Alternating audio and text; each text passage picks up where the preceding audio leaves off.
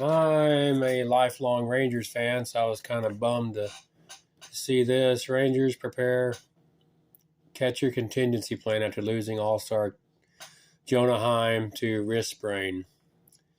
Mitch Garver and Sam Huff will be tasked with replacing Heim, who led all Major League catchers in wins above replacement at the time of his injury. Wins above replacement. I had to look that up. I had no idea what that meant. Jonah Heim is going to need surgery. The Rangers are hopeful it can still be postseason surgery. For now, all the Rangers and their all-star catcher can do is wait to see if swelling and inflammation around the tendon sheath in his left wrist diminishes. After a series of scans and doctor visits Friday, Heim said he was told to wait 2 to 3 weeks and then see if he can withstand the pain associated with the strain. If he can, he'll play through the end of the season and then have surgery. If not, surgery will end his season. In the meantime, he joined Corey Seager on the Rangers All-Star studded 10-day injured list. Heim injured the wrist on a swing at Houston on Wednesday. He said he felt a little pop on the finish of his swing. I guess it's the best news we could get in the situation, Heim said Friday, his wrist in a supportive brace and compression wrap. If I can handle the pain, I can be out there. I think I have a high tolerance for pain, and when adrenaline kicks in, I like to think I will be fine. We would have liked better news, Rangers manager Bruce Bochy said, but it could have been worse. We hope in 2 or 3 weeks it can be workable.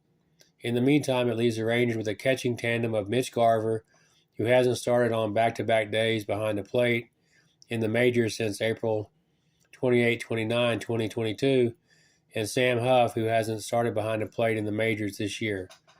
The Rangers also acquired veteran Kevin Plawecki from San Diego in a minor league trade as insurance. Plawecki, who appeared in 3 games for the Rangers last year, goes to AAA Round Rock. The Rangers place Heim on a 26-man roster with outfielder Bubba Thompson.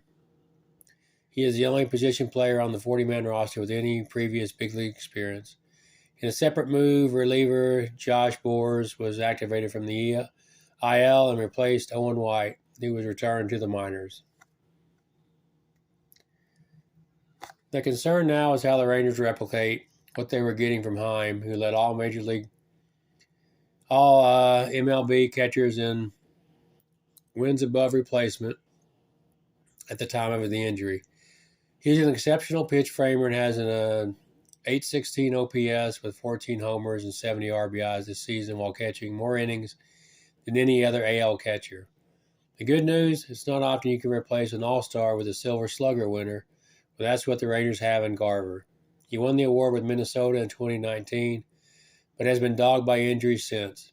He missed most of 2022 with an elbow injury and missed a month this season with a knee injury.